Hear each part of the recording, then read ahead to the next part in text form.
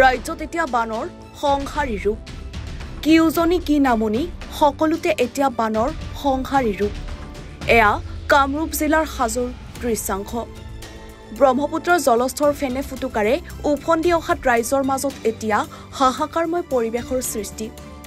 কোনোৱে যদি আপোন ঘৰখনৰ লগতে পশুধন সমূহ বচাবলৈ চেষ্টা কৰিছে আন কোনোৱে নিজৰ খেতিডৰাত লগাই থোৱা সবজিখিনি বচাবলৈ চেষ্টা কৰিছে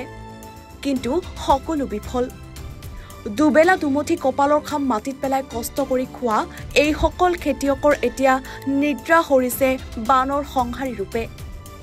কামৰূপ জিলাৰ হাজোৰ তাপাবৰী দুকনিয়া আদি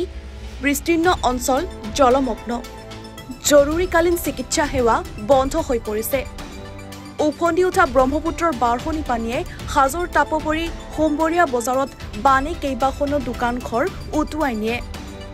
ৰাইজৰ যাতায়ত সম্পূৰ্ণ ব্যাহত হৈ পৰিছে এটুপি বিশুদ্ধ খোৱা পানীৰ বাবেও যথেষ্ট অসুবিধাৰ সন্মুখীন হৈ পৰিছে ৰাইজে আনহাতে একাংশ বানপীড়িত ৰাইজৰ আহ্বান যন্ত্ৰচালিত নাওৰ ব্যৱস্থা কৰিবলৈ পাবৰী দকনিয়া গাঁওবুঢ়াৰ প্ৰাম আদি গাঁৱত ইতিমধ্যে ব্ৰহ্মপুত্ৰৰ বাঢ়নি পানীয়ে সাংঘাতিকভাৱে ক্ষতিগ্ৰস্ত কৰিছে মানুহৰ জীৱনলৈ দুৰ্বিষহ নুমাই আনিছে তাৰ লগতে পশুধনলৈও দুৰ্বিষহ নুমাই আনিছে লগতে হাজাৰ হাজাৰ বিঘা কৃষিভূমি বিনষ্ট হৈছে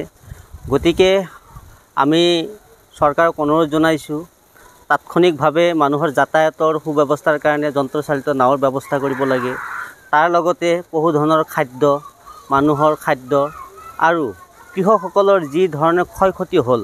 সেই ক্ষয়ক্ষতিৰ মানে উপযুক্ত ক্ষতিপূৰণ দিবলৈ আমি আমাৰ তৰফৰ পৰা অনুৰোধ জনাইছোঁ কিমান অঞ্চলত বান দেখা গৈছে এতিয়া হাজোৰতো ভিন্ন অঞ্চল হৈছে বিশেষভাৱে খলিয়ামাৰী তাপাবৰী শ'লমাৰী দকনিয়া আৰু গাঁওবুঢ়াৰ প্ৰাম এইখিনিত প্ৰায় 5খনমান গাঁও সাংঘাতিকভাৱে জলমগ্ন হৈছে হাজোৰ পৰা মৃদুল মজুমদাৰৰ প্ৰতিবেদন এনিভাৰো 24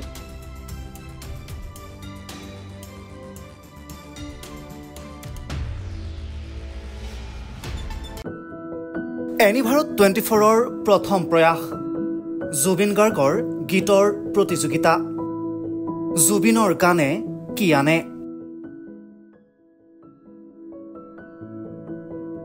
অডিশ্যনৰ বাবে যোগাযোগ কৰক 8638661821 আৰু 8812831556 নম্বৰত এনিভাৰো 24 উদ্যোগত এটা নতুন সংগীতৰ প্ৰতিযোগিতা আয়োজন কৰা হৈছে য'ত মোৰ গানৰ প্ৰতিযোগিতা হ'ব আপোনালোকে তাত প্ৰতিযোগী হিচাপে আহিবলৈ পাৰিব আৰু মোৰ ফালৰ পৰা আন্তৰিক শুভকামনা জনাইছোঁ আৰু অনুষ্ঠানটোৰ নাম হৈছে গানে কি আনে সকলোকে মৰম জনাইছোঁ সকলোৱে আহক ইয়াত অংশগ্ৰহণ কৰক thank you very much love U